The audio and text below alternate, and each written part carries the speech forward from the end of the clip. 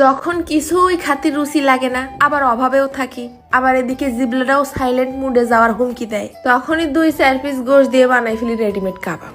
ভাজা ঝাল রসুনটা ভাতের মধ্যে ডইলে নিয়ে শাক ভাতের মধ্যে কাবাব। ওফ, আর কিছু লাগবে না, কিছু লাগবে না। তা মুরগির গোশ কিনে নিয়ে আসলি 2-4 পিস করে আলাদা আলাদা করে পুটলা পুটলা করে রেখে দিই। যেদিন ঘরে মাছ টাছ না থাকে সেদিন ঠাস করে ডাল ভাতের সাথে ভেজে খাইয়ে ফেলি। প্রথমে আগে গোশটা ব্লেন্ডারের মধ্যে দুটো ঘুরলি দিয়ে বেটে নিছি।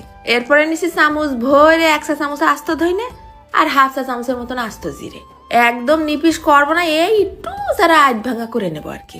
এরপর গোশের মধ্যে ফেলাই দিলাম খানিকটা নুন আর 2-3টে পেঁয়াজ কুচি, বেশ 4-5টা কাঁচা ঝাল কুচি, ধনে পাতা 2-3টে ডাল কুচি, আর ওই আধ ভাঙা করা গুঁড়ো মশলা দিলাম। 1/2 চা চামচের মতন হলদির গুঁড়ো, 1 চা চামচ শুকনো ঝালের গুঁড়ো, 1/2 চা চামচের কম একটুখানি আদা বাটা, একটুখানি রসুন বাটা, আর 1 টেবিল চামচের মতন দিছি কর্নফ্লাওয়ার, আর 2 টেবিল চামচের মতন দিছি চালের গুঁড়ো। এবার সব সুন্দর করে মাখাই নেব। আবার টাইনে টাইনে দেখো না, এখনো কিন্তু জিনিস দেওয়া বাকি। যত সুন্দর করে মাখানো হবে খাতির লাগবে ততটাই মজা। দিয়ে দিলাম আবার 1 টেবিল চামচের মতন সয়াবিন তেল। শেষমেশ 1/2 চা চামচ দিয়ে দিচ্ছি আবার কালো গোলমরিচের গুঁড়ো, আর দিয়ে দিলাম 2 পিস লেবুর রস চিপড়াই। আবারও খুব ভালো করে মাখতে হবে যেন মশলাটা সব গোশের সাথে সুন্দর করে মিশে যায়।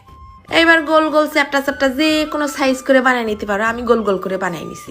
অল্প একটু গোশে বেশ অনেকখানি হয়েছে। ইফতারিতেও ঝটপট ভাইজে বানায় খাতে পারবানে, আবার তেলে ভাজার আগে ফ্রোজেন করেও রেখে দিতে পারবানে। একদম মিডিয়াম আছে বেশ সময় নিয়ে লাল লাল করে ভাইজে নেবো যেন ভিতর পর্যন্ত সিদ্ধ হয়ে যায়। তার মধ্যে ভাইজে নিলাম কয়টা কাঁচা ঝাল আর কয়েক আস্ত রসুন। শুধু তো খাতে পারবাই, গরম গরম সাদা ভাত, পান্তা ভাত, পোলাও ভাত, এমনকি খিচুড়ির সাথেও খাতে পারবা। ওই যে আমার সুসনি দৌড়ই চলে আইছে গরম গরম জিপ পুড়াই খাওয়ার জন্য।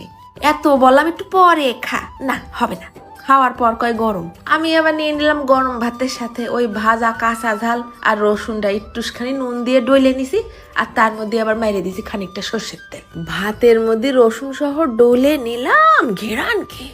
আমি যে সবসময় শুকনো ঝাল দিয়ে ভাত মাখাই খাই তা কিন্তু না, এরম করে মাঝে মধ্যে কাঁচা ঝাল ভাইজে নিয়েও খাই। ভাতটা মাখাই নিয়ে তার মধ্যে একটুখানি কাবাব কুট্টুস করে কাইটে নিছি। ওফ, রুচি আবার নাকি লাগে না, ঠাস ঠাস করে গাল ভরে গেল পানিতে। ঘিরান কি সবসময় যে গরম মশলা দিয়েই গোশটারে বানাতে হবে ভাজতে হবে এমন কিন্তু না। মাঝে মধ্যে গরম মশলা ছাড়াও গোশের জিনিস বানাই খেয়ে দেখো, গোশেরও কিন্তু আলাদা একটা ফ্লেভার থাকে। আর তার এক পাশে নিয়ে নিছি খানিকটা মটর কলাই শাক।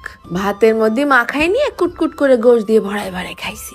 এইরাম করে বানাই খালি অল্প স্বল্প ভাত দিয়ে খাই ওঠা জিনিস না। উদর পিন্ডি ভর্তি করে ভাত খাতে হবে না, তালি নাই যায় একটু আত্মাটা ভরবে। তা শাক ভাতের সাথে কিডা কিডা আমার মতন কাবাব খাতি পছন্দ করো কমেন্টে কিন্তু একটুখানি লিখে জানাই নে। ইফতারিতে সন্ধ্যার নাস্তায় টিফিনেও কিন্তু এটা হবে মারাত্মক একটা রেসিপি। বানাই খাইয়েই দেখে নে মিথ্যে করছি কিনা। চলে গেলাম আজকে খাতে খাতে। ধন্যবাদ।